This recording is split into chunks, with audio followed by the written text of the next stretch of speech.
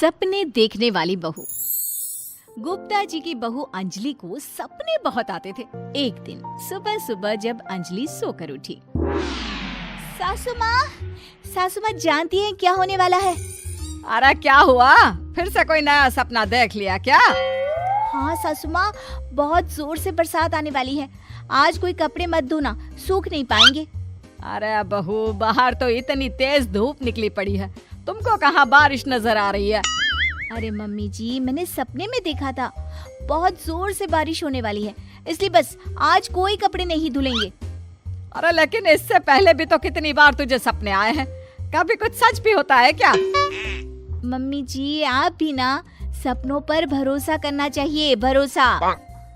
अंजलि की सास उसकी कोई बात नहीं मानती, लेकिन उस दिन वाकई में शाम होते होते घने बादल आ जाते हैं और जोर से मूसलाधार बारिश होने लगती है। अंजलि, आज तो तुम्हारा सपना सच हो गया। बहू, आज तो तुमने सपने में बारिश देखी थी ना, और देखो सच में बारिश हो गई। लगता है अगली बार से हमें तुम्हारी बात माननी पड़ेगी। पापा जी, मैं तो हर बार ही मम्मी जी से कहती हूँ, मेरे सपने सच हो जाते हैं, बस भरोसा रखिए। कुछ दिनों के बाद, अजी सुनते हैं, मुझे ना सपना आया था और सपने में मैंने देखा कि आपकी पूरी 1 करोड़ की लॉटरी लगी है। अरे कभी कभी सपना सच होना सही बात है, लेकिन हमेशा ऐसा नहीं होता अंजलि। और वैसे भी लॉटरी लगने ही वाली है तो अच्छी बात है ना। मैं तो कहती हूँ, हम वो बड़ा सा घर खरीदने वाले थे ना, आज ही चलकर उसको फाइनल कराते हैं। अरे वाह वाह, हाथ में पैसा नहीं और बड़ा घर खरीदना है। अरे मम्मी जी, बताया ना आपको, मुझे सपना आया था कि हमें 1 करोड़ की लॉटरी लगने वाली है। देखो बेटा, ये पैसों का मामला है, इसमें किसी तरह की रिस्क नहीं लेनी चाहिए। और जब तुम्हारा सपना सच हो जाए तब तुम घर खरीद लेना। मम्मी पापा ठीक है अंजलि, अभी इतनी जल्दबाजी करने की क्या जरूरत है? मैं कुछ नहीं जानती, मुझे वो घर चाहिए तो चाहिए। और आपको प्रॉब्लम क्या है? कुछ दिनों में तो पैसे आने ही वाले हैं लॉटरी से।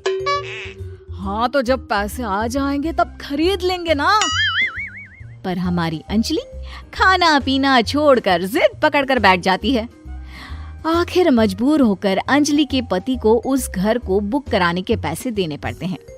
कई दिन बीत जाते हैं, लेकिन अंजलि के पति की कोई लॉटरी नहीं लगती। कुछ दिनों के बाद, तुम्हारे सपने के चक्कर में तो सब खराब हो गया अंजलि। ना लॉटरी लगी, ऊपर से बेकार में ही सारी जमा पूंजी उस घर को खरीदने में खर्च हो गई। थोड़ी दिन तो इंतजार करो, अब ऐसा थोड़ी ना होता है कि आज सपना आया और कल आपकी लॉटरी लग गई। मैंने तो पहले ही कहा था, तुम्हारी बीवी को तो हर सपने पर विश्वास करने की आदत पड़ गई है। ऐसा भी कहीं होता है क्या? कुछ दिनों के बाद अचानक से अंजलि के पति के पास एक फोन आता है और पता चलता है कि उसकी 1 करोड़ की लॉटरी लग गई है। अरे वाह अंजलि, ये तो कमाल हो गया, मेरे तो सच में लॉटरी लगी। अरे भगवान भला करे तुम्हारा। हाँ हाँ बहू, अब तो तुम जो कहोगी हम वो सब बात मानेंगे। तुम्हारे सपने का मतलब तो पूरा का पूरा सच होता है। अरे बिल्कुल ठीक कहते हैं, मैं तो बेकार में ही बहू को उल्टा सीधा सुनाती थी। अरे इसके सपने तो वाकई में सही हो जाते हैं। अपने घर वालों की बात सुनकर अंजलि मन ही मन बहुत इतराती है। उसे लगता है कि अब वो जो भी सपना देखेगी सच हो जाएगा। और इसी चक्कर में एक दिन अंजलि को सपना आता है कि अचानक उनके घर पर बहुत सारे मेहमान आने वाले हैं। यही सोचकर अंजलि अपनी सास को कहकर बहुत सारा खाना पहले से ही बनाकर रख लेती है। सुबह से शाम हो जाती है। हमने इतना सारा खाना बना लिया, लेकिन हमारे घर तो कोई मेहमान आया ही नहीं। हाँ मम्मी जी, अब तो रात होने आई है, लगता है ये खाना हम लोगों को ही खाना पड़ेगा। गुप्ता जी का परिवार पूरे 2 दिन तक उस खाने को खाकर खत्म करता है, लेकिन अंजलि की ये अपने सपनों पर भरोसा करने की आदत इतनी जल्दी छूटने वाली कहाँ थी। एक दिन अंजलि की सास अपने किसी रिश्तेदार के घर जाने के लिए कहती है, अरे अंजलि बहू, मैं जरा 2 दिन के लिए बुआ जी के घर जा रही हूँ। देखो तुम पीछे से घर को अच्छी तरह संभाल लेना। हाँ ठीक है मम्मी जी, आप चिंता मत करिए, मैं सब कुछ अच्छे से संभाल लूंगी। बहू, वैसे तो तुम सब कुछ बहुत अच्छे से ही करती हो, लेकिन देखो ये जरा ना सपनों पर भरोसा थोड़ा कम किया करो बेटा। क्या मम्मी जी, मेरे इतने सारे सपने तो सच हो जाते हैं, उसके बाद भी आपको शक ही रहता है हमेशा। अरे बेटा, कभी कभार की बात अलग है, लेकिन हमेशा इन बातों पर भरोसा करना बहुत बड़ा नुकसान भी करवा सकता है। तुम्हें इस बात को समझना चाहिए। ठीक है मम्मी जी, समझ गई। अब आप आराम से जाइए, मैं सब कुछ बहुत अच्छे से कर लूंगी। अंजलि की सास बुआ जी के घर चली जाती है। उसके जाने के बाद अंजलि एक दिन सुबह सोकर उठती है और जोर जोर से रोने लगती है। अरे क्या हुआ अंजलि, तुम रो क्यों रही हो? बहू सब ठीक तो है ना? क्या कोई बुरा सपना देखा? अरे पापा जी क्या बताओ, मम्मी जी नहीं रही, वो हम सबको छोड़कर चली गई।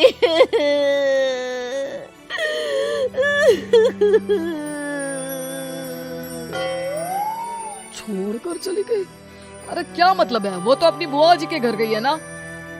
पापा जी, सासू माँ बुआ जी के घर नहीं, भगवान जी के घर गई है। अरे अंजलि, सुबह सुबह कैसी बात कर रही हो? बुआ के घर गई है, कुछ नहीं हुआ है उनको। मैंने सपने में देखा था, मम्मी जी भगवान को प्यारी हो गई है। अंजलि का पति उसे समझाने की कोशिश करता है, लेकिन अंजलि के बार बार कहने पर वो भी इस बात पर भरोसा कर लेता है कि अब उसकी माँ दुनिया में नहीं रही। सारे गांव में ये खबर फैल जाती है कि अंजलि की सास की मौत हो गई। भगवान, अब हम क्या करेंगे? तुम्हारे सर से माँ का साया उठ गया। मैं तो कहती हूँ पापा जी, इनको बुआ जी के घर जाकर मम्मी जी की डेड बॉडी को ले आना चाहिए, तब तक हम उनकी अंतिम यात्रा की तैयारी करते हैं। अंजलि का पति अंजलि की बात सुनकर बुआ जी के घर के लिए रवाना हो जाता है। उधर अंजलि अपनी सास के अंतिम संस्कार की सारी तैयारियां कर लेती है। मोहल्ले के सारे लोग वहां पर आकर इकट्ठा हो जाते हैं। बहुत बुरा हुआ, मेरी सास मुझे बहुत प्यार करती थी, बुआ जी के घर गई थी। अरे हमको क्या पता था कि भगवान जी के घर जा रही है। अंजलि ने अपनी सास की तस्वीर पर हार पहनाकर घर के बीचों बीच रख दिया। सब लोग आकर गुप्ता परिवार को सांत्वना दे रहे थे। थोड़ी देर बाद अंजलि का पति घर आता है और साथ में अपनी माँ को भी ले आता है। अरे बहू, मेरी तस्वीर पर हार क्यों चढ़ा रखा है? सब लोग अंजलि की सास को देखकर डर जाते हैं। अरे आप लोगों को डरने की कोई जरूरत नहीं है, मेरी माँ जिंदा है। ये तो मेरी बीवी के सपने के चक्कर में हम लोगों ने अपनी माँ को मरा हुआ समझ लिया।